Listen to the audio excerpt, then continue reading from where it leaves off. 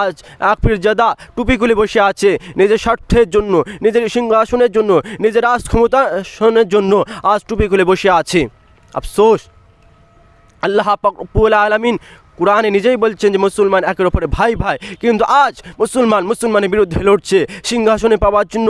মুসলমান ভাইকে মারধর করছে, মুসলমান ভাইকে কতল করছে, মুসলমান ভাইকে জাহানে মেরে দিচ্ছে। আফসোস, আজ আমাদের মসজিদে আলো আছে কিন্তু আমাদের অন্তরে অন্ধকার। আজ আমাদের হাতে মোবাইল আছে কিন্তু আমাদের দোয়া তোলার হাত নেই। আজ আমাদের চোখে বিলাসিতা আছে কিন্তু আল্লাহর ভয় আমাদের চোখে পানি নেই।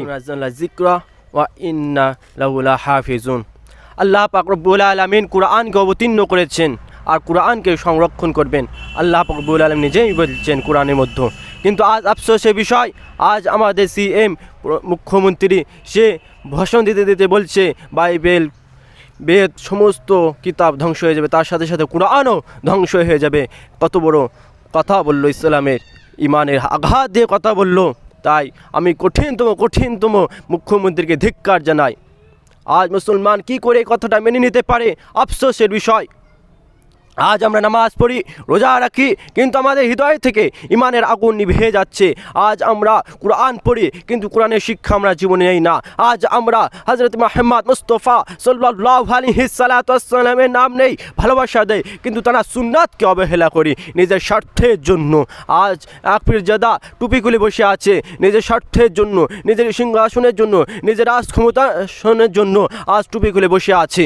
আফসোস, আল্লাহ পাক রব্বুল আলামিন কুরআনে নিজেই বলছেন যে মুসলমান একের ওপরে ভাই ভাই, কিন্তু আজ মুসলমানের বিরুদ্ধে লড়ছে সিংহাসনে পাওয়ার জন্য। মুসলমান ভাইকে মারধর করছে, মুসলমান ভাইকে কতল করছে, মুসলমান ভাইকে জাহানে মেরে দিচ্ছে। আফসোস, আজ আমাদের মসজিদে আলো আছে কিন্তু আমাদের অন্তরে অন্ধকার। আজ আমাদের হাতে মোবাইল আছে কিন্তু আমাদের দোয়া তোলার হাত নেই। আজ আমাদের চোখে বিলাসিতা আছে কিন্তু আল্লাহর ভয় আমাদের চোখে পানি নেই। যে জাতি যে কম আল্লাহ শরিয়াতকে আঁকড়ে ধরেছে, যে জাতি আল্লাহর আহকামকে ধরে রেখেছে, সেই জাতিকে সেই কমকে আল্লাহ রব্বুল আলামিন উচ্চ মাকাম দিয়েছে। আর যে জাতি যে কম আল্লাহ শরিয়াতকে ছেড়ে দিয়েছে, কুরআনকে ছেড়ে দিয়েছে, সেই জাতিকে সেই কমকে ধূলিসাৎ করে দিয়েছে। কমে আদ, কমে সমুদ, কমে লূতকে আল্লাহ রব্বুল আলামিন ধূলিসাৎ করে দিয়েছে। আজ আমাদের কুরআনকে ছেড়ে দিয়েছি, আল্লাহর হাকামকে ছেড়ে দিয়েছি বলে আজ আমাদের জালিম শাসকের দ্বারা অপমানিত হচ্ছে। কখনো SIR নামে, কখনো CAA নামে, কখনো NRC নামে, কখনো ভোট ব্যাংক বলে, কখনো বাংলাদেশি বলে, কখনো তিথি বলে আমাদেরকে আখ্যায়িত করছে, আমাদের অপমানিত করছে। একটাই কারণ, আজ আমরা কুরআনকে ছেড়ে দিয়েছি, হযরত মুহাম্মদ মুস্তাফা সাল্লাল্লাহু আলাইহি ওয়াসাল্লামের সুন্নাতকে ছেড়ে দিয়েছি। তাই বলে আজ আমাদের অপমানিত, লাঞ্ছিত, বঞ্চিত হতে হচ্ছে। তাই আমাদের সর্বপ্রথম আমাদের করণীয় যে আমাদের নিজের এবং পরিবারকে নিরাপদ রাখতে হবে। শিক্ষা, অর্থ, সামাজিক যোগাযোগের ক্ষেত্রে সচেতন হতে হবে। আর দ্বিতীয় নম্বর কর্তব্য যে আমাদের ভেতরে একতা রক্ষা করতে হবে। বিভেদ রাখলে হবে না, সন্দেহ রাখলে হবে না। বিভেদ রাখলে, সন্দেহ রাখলে শত্রুরা শক্তিশালী হয়ে উঠবে। তাই বলে আমাদের বিভেদ সন্দেহ রাখলে আমাদের হবে না। তৃতীয় নম্বর কর্তব্য দায়িত্ব, আমাদের সামাজিক ও রাজনৈতিক অধিকার সম্পর্কে জানতে হবে, যে আমাদের হক, শিক্ষা, সংস্থান ও নিরাপত্তা প্রসঙ্গে আমাদের চুপ থাকা যথার্থ নয়। আর চতুর্থ নম্বর, আমাদের পূর্বপুরুষরা এই হিন্দুস্তানের জন্য, স্বাধীনতার জন্য তারা কতটা ঘাম ঝরিয়েছে, কতটা তারা রক্ত ঝরিয়েছে, এই ইতিহাস জানলে আমাদের চেতনা জাগরণ হয়ে উঠবে। তাই আজ আমার মুসলমান ভাই বোনেদের কাছে একটাই আহ্বান, যে আজ আমাদের একসাথে উঠে দাঁড়ার সময় এসেছে।